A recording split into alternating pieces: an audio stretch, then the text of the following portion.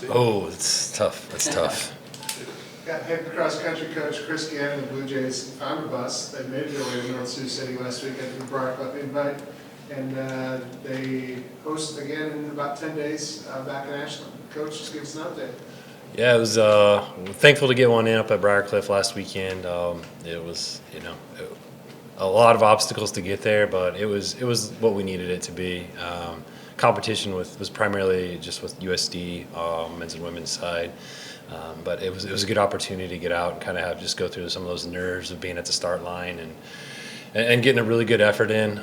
We would have been a month without racing. I think we're tired of each other at a month's time, so it was good to at least see some other faces out there.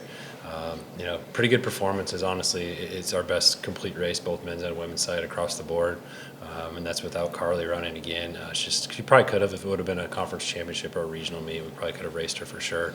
But just really trying to play the smart card there with her. And then men's side. Oliver debuted for us and was our one. Great showing for him, and I'm just excited that he's officially on the roster now, and kind of moving forward with that being an important part of our piece for the next few weeks. Questions? How did you evaluate the performance, given how much uncontrollable stuff was kind of up in the air in terms of getting yourself mentally prepared? It was one of those things where I said I don't ever talk to our teams before the start of the race ever. It's my thoughts on it. It's not another sport where you can call timeout or go visit a mound or anything like that.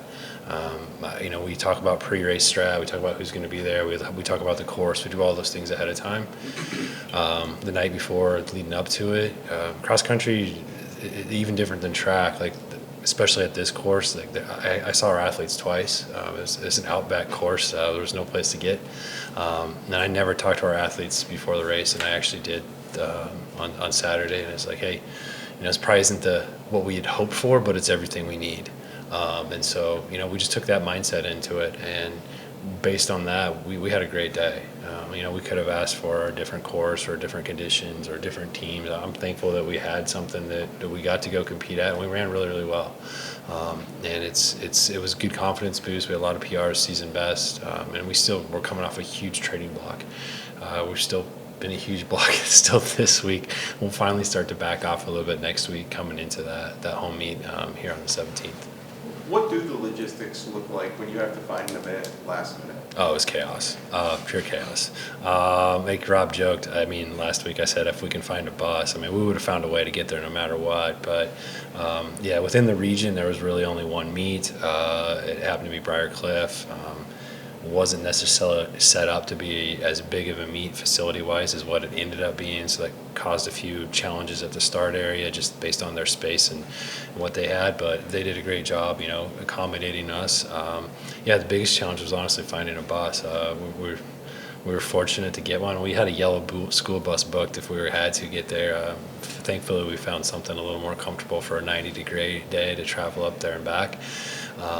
But I think the big thing was it created some changes to logistics for the training for the week, but even for our athletes, they were going from a Friday afternoon race to having to, get up early in the morning and head up to North Sioux City, excuse me. But the one thing with that is we're used to getting up early. We practice really, a couple days a week, so it wasn't a huge change there either. You mentioned Oliver. What was that moment like just for you, for him, getting a chance to have that moment in this race? Oliver, it's a really unique situation or story, I guess. He reached out to us all the way back last spring. We didn't know what was happening with roster limits from the NCAA, those things there. So Oliver's actually, he's an exchange student to Creighton from his university back home in Estonia. And so then that created a number of pieces we had to clear through the NCAA from the time he got here.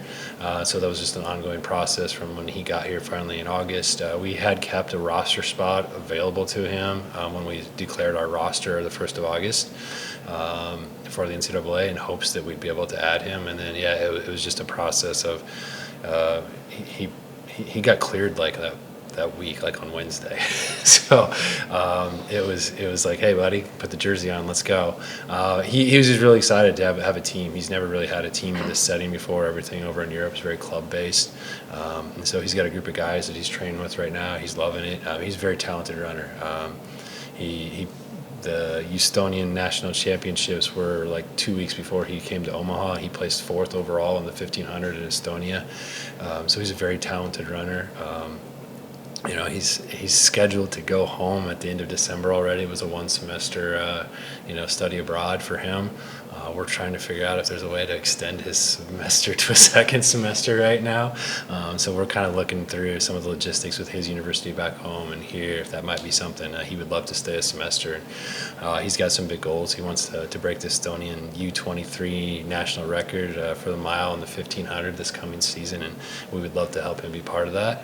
But the craziest part is like we're very selective and protective of our culture around here, and he just fits into it. Like he fits. There could not have been a better random Estonian man to ever show up here and put on a Blue Jay jersey. Like we're very fortunate to have him, and he's in classes with a couple of our guys. Academically, he's like taking physics and a bunch of things. So he truly fits, and we're thrilled that he's here.